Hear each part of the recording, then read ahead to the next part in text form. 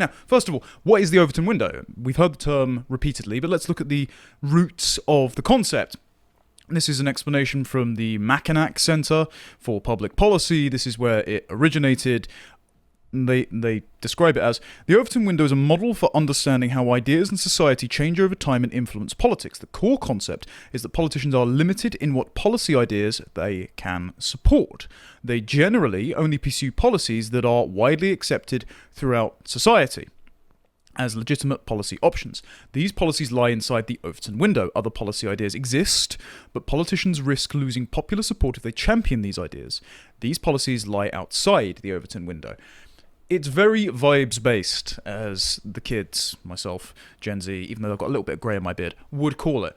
It's a sense of public sentiment. It's an intuition that good politicians tap into if they want to keep the crown of legitimacy in mass democracy. There are obviously other political models that are not subject to the Overton window, but as long as we are in a politics which is governed more or less to the extent by public perception and democratic assent, then the Overton window exists as the parameters in which speech and policy in the political and public sphere are possible.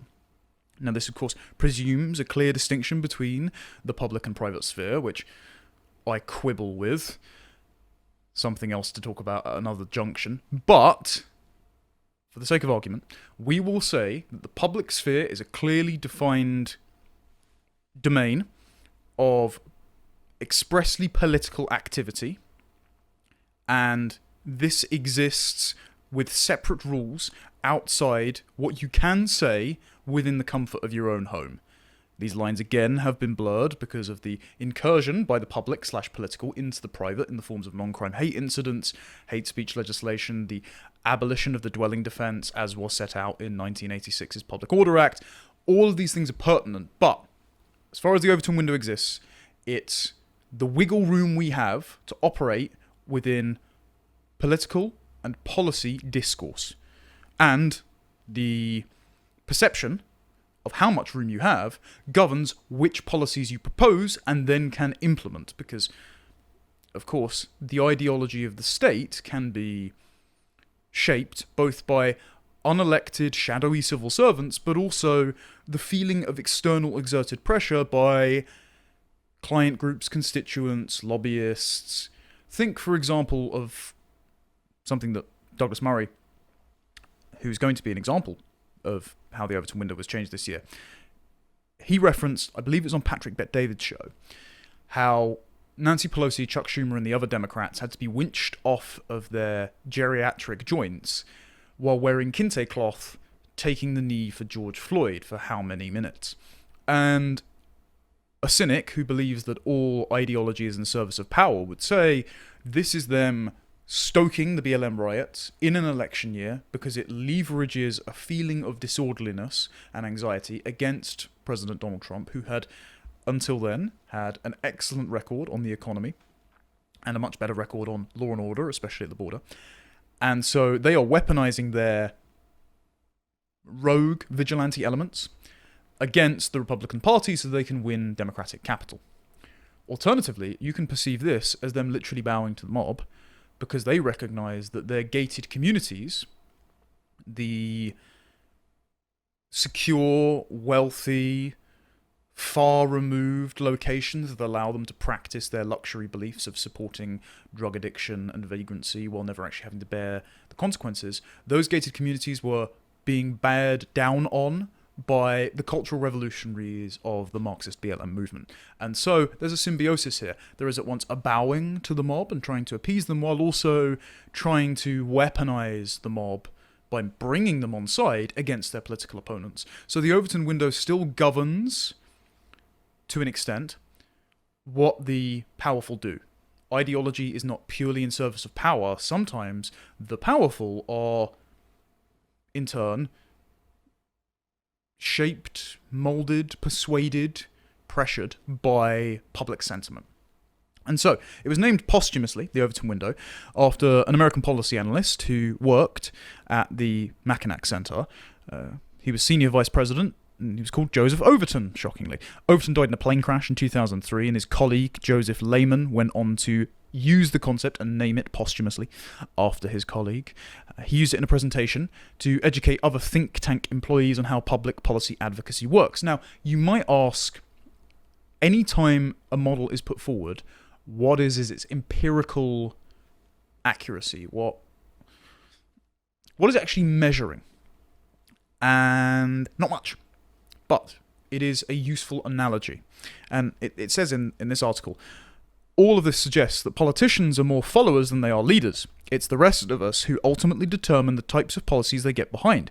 It also implies that our social institutions, families, workplaces, friends, media, churches, voluntary associations, think tanks, schools, charities, and many other phenomena that establish and reinforce societal norms are more important to shaping our politics than we typically credit them for. Now, this is in violation of elite theory. This comes back to the old dispute between Aaron McIntyre and Dr. Nima Parvini as to whether the woke can be put away, and the substance of this is, are there any breaks on the elite train, the establishment who have seemingly drunk the Kool-Aid with all sincerity as to intersectionality, social liberalism, wokeness, whatever number of buzzwords you want to call it, gay race communism, basically. Do they sincerely believe it, or are they simply using it to whip into a frenzy their vigilante elements to weaponize against their political opponents, to entrench their own power in anarcho-tyrannical fashion? And a good example in the UK, and we'll be mainly focusing on the UK here because Donald Trump is an example of shattering the Overton window, but I want to look at some more micro examples of how on-the-ground discourse does actually affect political power, because we're not winning, and it's more important in the UK at the moment. But an example in the UK from our enemies was earlier in the year when Parliament was pressured into doing a ceasefire vote by pro-Hamas Gaza protesters occupying Westminster every weekend and Wednesday, and during said ceasefire vote, they projected from the river to the sea on the Elizabeth Tower that houses Big Ben. Now, again, I'm apathetic about Israel, I'm not Jewish, I haven't been, but the fact that it dominates so much of the public conversation in the last year is due to, one, the mass importing of an indigestible tribal diaspora of ethnically loyal outsiders and Muslims into Britain who care more about the Ummah than they do the host country, which has accommodated them to ridiculous degrees. And also, it shows just how scared the politicians were, because Lindsay Hoyle, the speaker, kept referring to the fact that he was terrified of violence being committed against MPs again.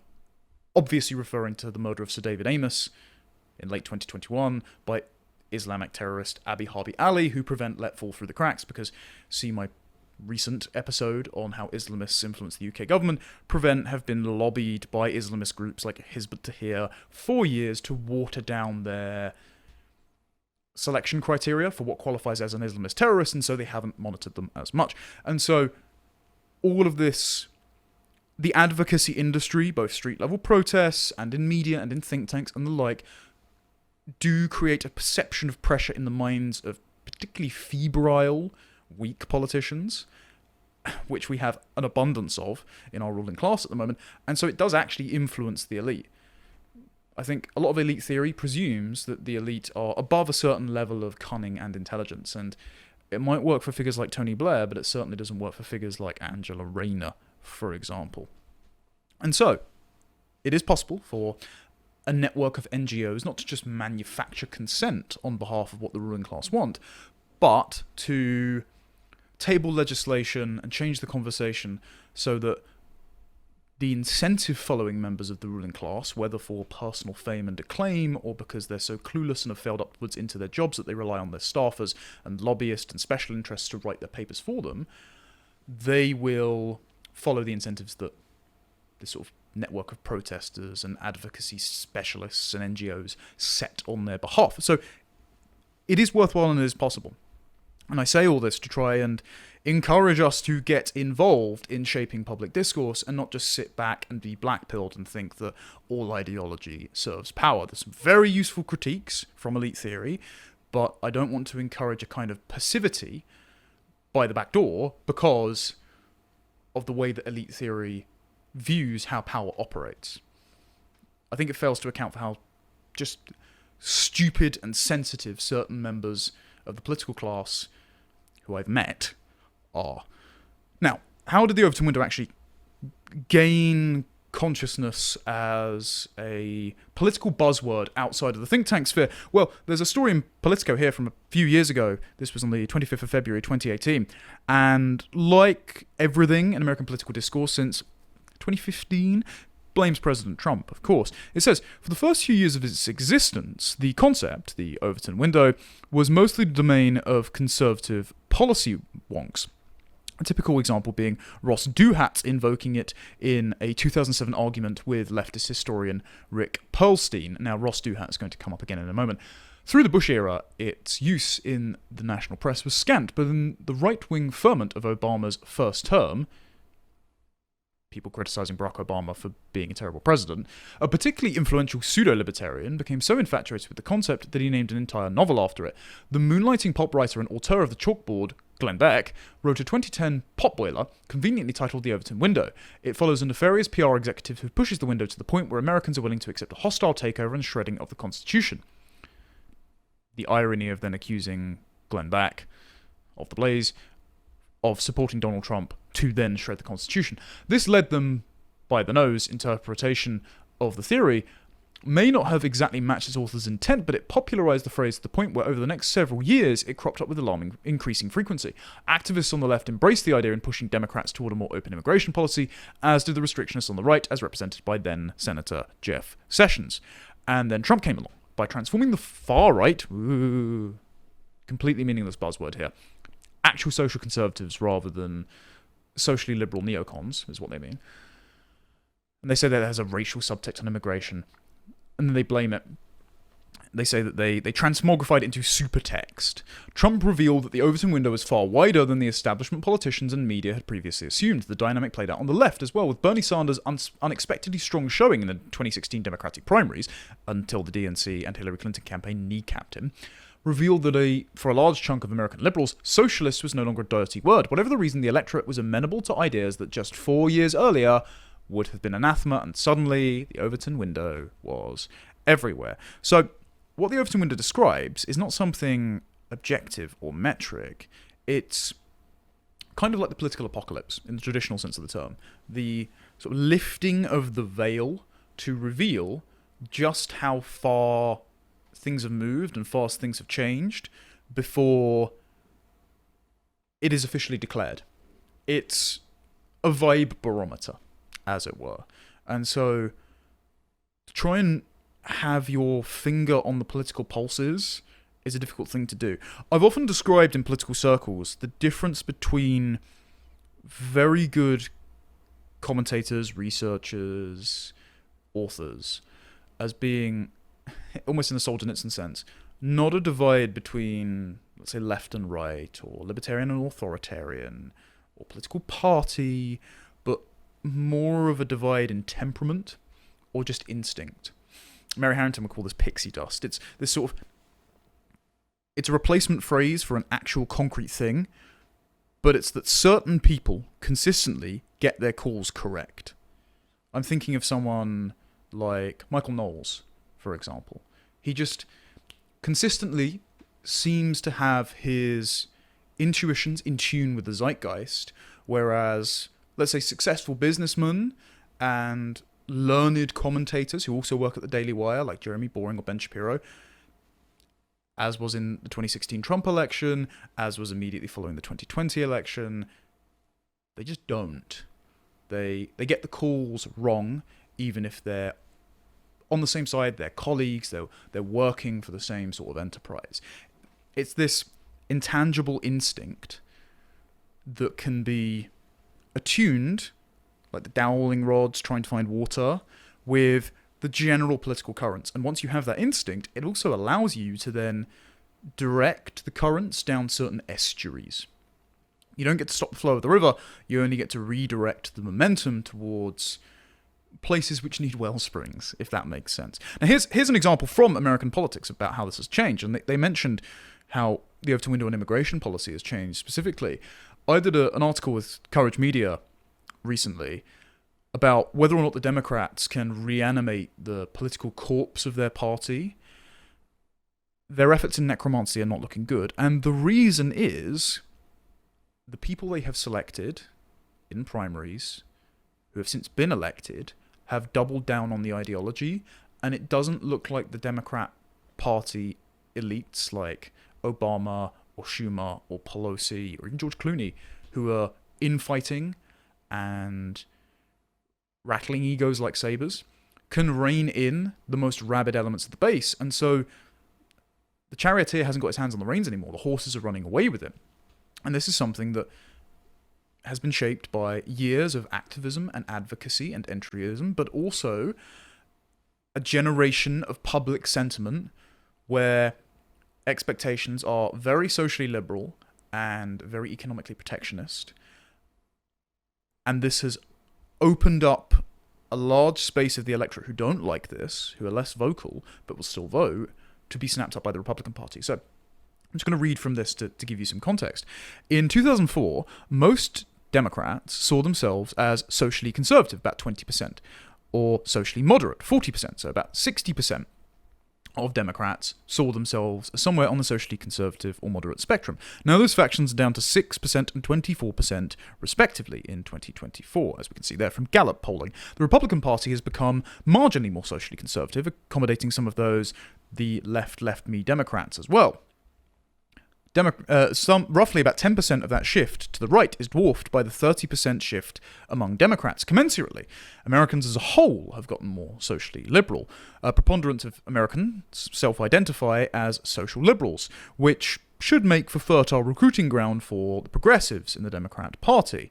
Liberals have a large, motivated, ideologically consistent base that can attain almost half the seats in Congress, even in a bad year like 2024. Remember that for all of her faults, and there are absolutely many, Kamala Harris still secured more than 74 million votes.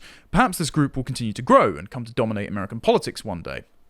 Though the ratio of children per parent of liberals versus conservatives means this is unlikely, as you can see from this Institute for Family Studies chart. In the meantime, progressives have become victims of their own success. Ross Dohat, who I mentioned earlier, explained this conundrum in 2017. His analysis centered around a survey of 2016 voters that polled views on a variety of social and economic issues, and here's the resultant matrix that you can see on screen. Now, for audio listeners, I can describe it.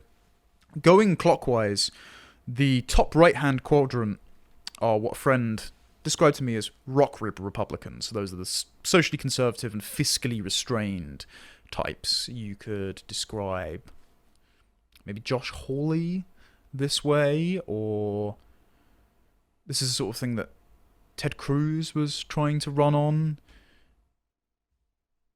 Maybe Matt Gaetz. Their temperaments are all very different, but let's say Christian conservative, fiscally libertarian congressman. In the bottom right are the libertarians. There aren't really that many, and that's why the Libertarian Party doesn't really register at all nationally. These are social progressives, but fiscal conservatives. In the bottom left of the quadrant, this is very much typical political compass, are the dyed-in-the-wool progressives. They're left-wing on absolutely everything. And in the top left are a large and varied group of voters that we might call populists. Those are the fiscally relaxed, sort of welfare state but national preference happy types who are socially conservative. That top left, by the way, as Matt Goodwin has often pointed out, are actually Reform's base. And this is why Reform voters are not so hot on the Thatcherism, or let's say economic libertarianism and business dynamism that the likes of Rupert Lowe, Nigel Farage, and Richard Tice make as flagship promises. Notice Lee Anderson, who is the sort of incarnation of the Red Wall, doesn't speak a lot about economic concerns other than we shouldn't be wasting all our taxes on migrants. These people are happy, a lot like French voters who are getting behind National Rally, to have protectionist laws for industry, to have a social welfare state for the disabled and those out of work, to have the NHS, to have even state-subsidized industries like transport. But they don't want anything spent on foreigners because they have a strong in-group preference for the nation, for their culture, for their history, for their people. And so that is where most voters are. Matt Goodwin's done some very good polling on this. This is why those sorts of parties are winning across the continent, and this is why Trump won, because what Trump did very cleverly, as the Overton window has moved to meet voter expectations because of entitlement programs, which, again, are set by elite incentives, so it's very symbiotic. But what Trump has done is swallow up the economic left ground, because he said he's not going to touch entitlement programs. He wants made in America, buy in America. He wants to drill, baby, drill and get energy costs down. He's focusing on the national economy rather than global welfare, as Gus O'Donnell, former cabinet minister for Tony Blair, told David Goodhart in The Road to Somewhere. He said that was the priority for the Treasury ever since 1997, well through Cameron. Instead, Trump has gained the ground of economic populism that someone like a Bernie Sanders would have campaigned on against the socially progressive Democrats. And so the Democrats are left holding the bag of social progressivism, but this is actually very unpopular. So that quadrant in the top left are the people who voted for Labour historically, then Brexit in 2016, then Boris Johnson in 2019, and in significant numbers for Reform UK in July 2024.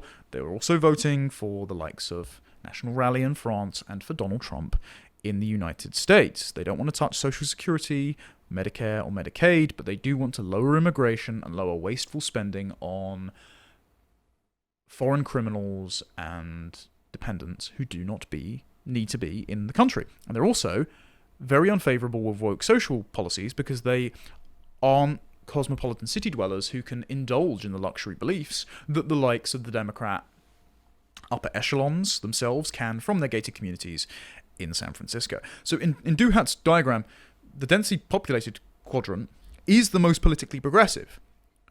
Many Americans do actually cluster in that corner more than any other, but not a majority. This is the point.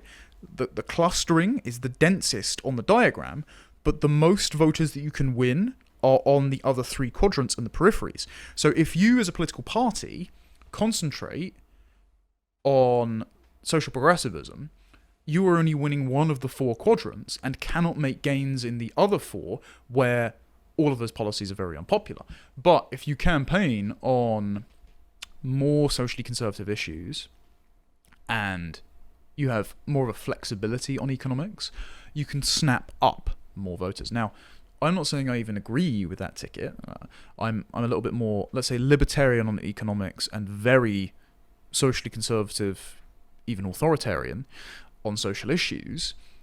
But if you're just a raw populist, which means, frankly, an effective political operator in mass democracy, who doesn't hold to the blank slate view of humanity that presumes all voters should vote for you because you're acting in their best interest, like the Democrats do in their liberal hubris, then you can use that strategy to win a majority of voters. And that seems to be what Trump has done, something that Reform haven't cottoned onto yet. But again, Overton window, we can encourage and inform and nudge, perhaps. Thank you for watching that clip from Tomlinson Talks. If you liked that and you would like to see more, you can get the full 90-minute show every week on a Wednesday afternoon, live from 3 p.m, only on lotuseaters.com, and all of the other content that my colleagues produce behind the paywall for as little as £5 a month. Thank you very much for supporting us, and I hope to see you there. Until next time, goodbye.